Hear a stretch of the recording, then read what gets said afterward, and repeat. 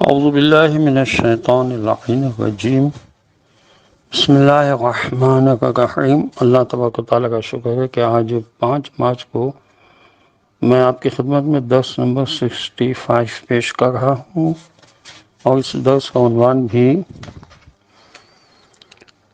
جو اخلاق ذمیمہ ہوتے ہیں، برے اخلاق ہوتے ہیں، ان اخلاق کا علاج کیا ہے، اس سلسلے میں گفتگو جاری ہے۔ تو ضعف نفس کی علامت یہ ہے کہ آدمی نزول بلا اور حوادث کے وقت عجز و اضطراب کرے اور ہر معمول سے معمولی حادثے پر متزلزل ہو جائے۔ ایسا شخص عقلاء کی نظر میں ذلیل و خوار ہوتا ہے، اس کا لازمہ ذلت و خوف ہے۔ ایسا شخص کسی اہم کام کو انجام نہیں دے سکتا، عمل بالمعروف اور نہی عن المنکر سے کنارہ کش ہو جاتا ہے، اور حقیر سی مصیبتوں پر اضطراب و پریشان ہو جاتا ہے۔ اور مومن کے لیے اپنے آپ کو ذلیل کرنا اور کمزوری و بے صبری کا اظہار کرنا مناسب نہیں ہے، بلکہ وہ صاحب استقلال اور صبر و عدم کا پیکر ہوتا ہے اور صاحب عزت ہوتا ہے۔ اللہ تعالیٰ فرماتا ہے وَلِلَّهِ الْعِزَّةُ وَلِرَسُولِهِ وَلِلْمُؤْمِنِينَ، عزت خدا، پیغمبروں علیہ الصلوۃ والسلام اور مومنوں کے لیے ہے، لہذا مومنین کو اپنے آپ کو مضبوط اور عزیز رکھنا چاہیے۔ پہاڑ ریزہ ریزہ ہو سکتا ہے، لیکن مومن کے دین میں کسی چیز کی کمی بیشی نہیں کی جا سکتی۔ حدیث میں وارد ہوا ہے کہ مومن صاحب صلاحیت و محبت و عزت ہے۔ حضرت امام محمد باقر علیہ السلام سے مروی ہے کہ مومن کو خدا نے تین خلعت عطا فرمائے ہیں۔ نمبر 1 دنیا و آخرت میں عزت، نمبر 2 دنیا و آخرت میں ظفر و کامیابی، نمبر 3 اہل ظلم و معصیت کے دل میں ان کی محبت یعنی رعب، خوف، اور ضعف نفس کے لیے وہی علاج ہے جو صفت شجاعت کے حصول اور دفع خوف مذموم کے لیے ہے۔ اسی طرح انسان کے اندر پست ہمتی پیدا ہو جاتی ہے، اس کی بھی مذمت کی گئی ہے، اور بلند ہمتی کی فضیلت بیان کی گئی ہے، اور پست اعمال پر قناعت کرنا پست ہمتی کہلاتا ہے، اور اس کے ضد علو ہمتی ہے، یعنی مراتب عالیہ کی تحصیل میں کوشش کرنا۔ جب اس صفت کمال کو پہنچے تو صاحب صفت مقصد اعلیٰ کا طالب ہوتا ہے اور نور ایمان حاصل ہوتا ہے۔ موت سے بڑھ کر کوئی تحفہ اس کے لیے محبوب نہیں ہوتا۔ اس صفت والا ہرگز پستی پر راضی نہیں ہوتا، جس کام کو کرتا ہے اس میں کوشش کر کے مقصد تک پہنچ جاتا ہے۔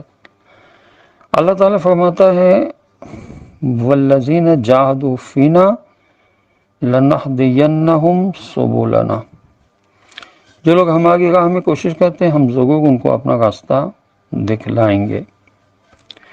اس طرح انسان میں بے غیرتی پیدا ہو جاتی ہے، تو اس کی ضد غیرت ہے، اور اس کی فضیلت بہت زیادہ ہے۔ بے غیرتی یہ کہ جہاں دین و ناموس و اموال و اولاد کی حفاظت و نگرانی لازم ہے، وہاں کوتاہی اور بے پرواہی کا اظہار کیا جائے۔ یہ ایک مہلک مرض ہے جو انسان کی غیرت اور ایمان کو کمزور کر دیتا ہے۔ حضور اکرم صلی اللہ علیہ وسلم نے فرمایا کہ مرد بغیرت کا دل الٹا ہوتا ہے۔ روایت میں ہے کہ اگر کوئی مرد اپنے اہل خانہ سے کوئی ایسا امر دیکھے جو منافی غیرت ہو اور اسے غیرت نہ آئے، تو خداوند عالم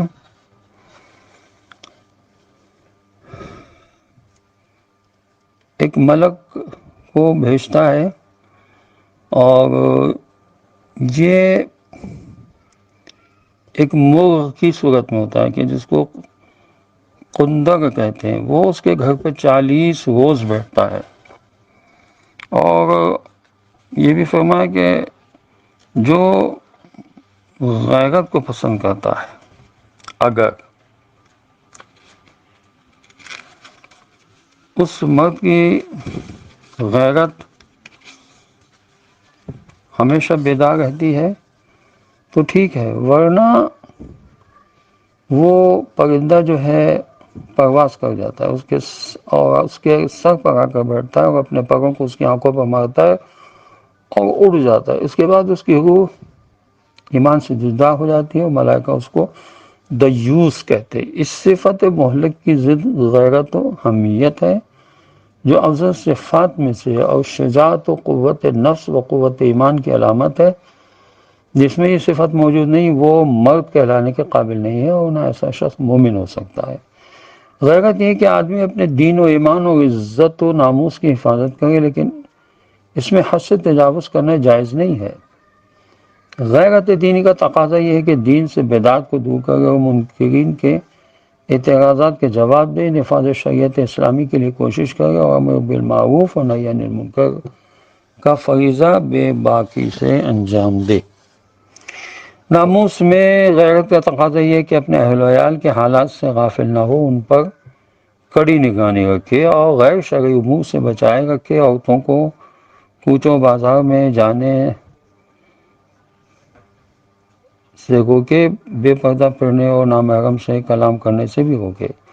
حضور اکرم صلی اللہ علیہ وسلم نے جب جناب سیدہ فاطمہ زہرا سلام اللہ علیہا سے پوچھا کہ عورتوں کے واسطے کیا بہتر ہے، تو بیٹی نے فرمایا کہ وہ کسی مرد کو نہ دیکھے اور نہ کوئی مرد اسے دیکھے۔ امام جعفر صادق علیہ السلام سے سوال کیا گیا کہ کیا عورتیں عید اور جمعے کی نماز کے لیے گھر سے باہر جا سکتی ہیں، تو آپ علیہ السلام نے فرمایا نہیں، مگر وہ عورتیں جو بوڑھی ہوں۔ پس اس مقام پر ہمیں غور و فکر کرنا چاہیے کہ ہماری ناموس کی صیغت و کردار اور ہماری غیرت کا تقاضا کیا ہے۔ کیا ہماری عورتیں شریعت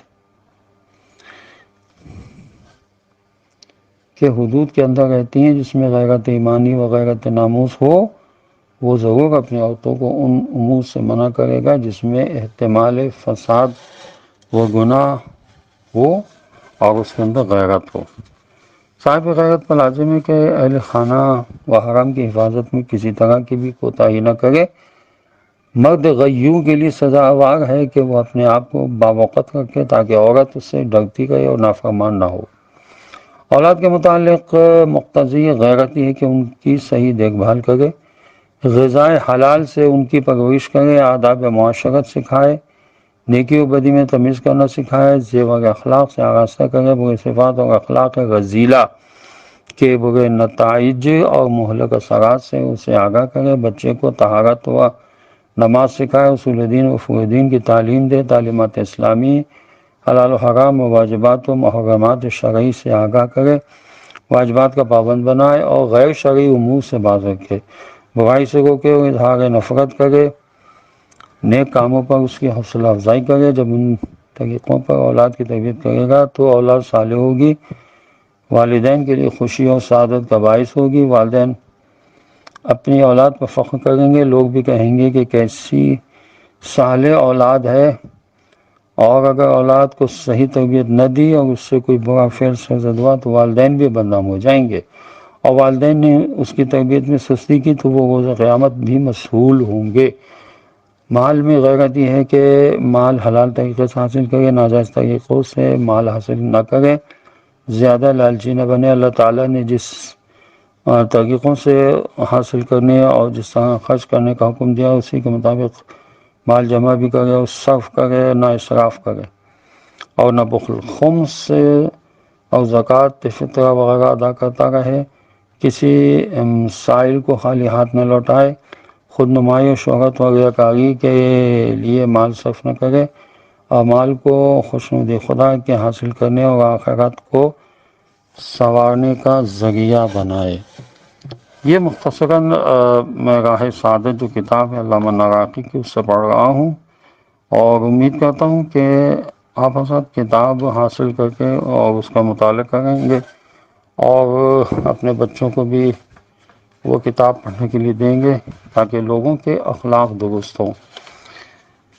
خداوند عالم کا شکر ہے کہ ہم اہل بیت علیہ الصلوۃ والسلام کے ماننے والے ہیں، اور ہمیں اہل بیت علیہ الصلوۃ والسلام نے اپنے اخلاق کو سنوارنے پر بڑی توجہ دی ہے اور بڑی تبلیغ کی ہے۔ خدا کے عالم ہماری رہنمائی فرماتا رہے اور ہمیں یہ توفیق ہو کہ ہم عملی طور سے شیعان علی علیہ السلام میں شامل ہوں۔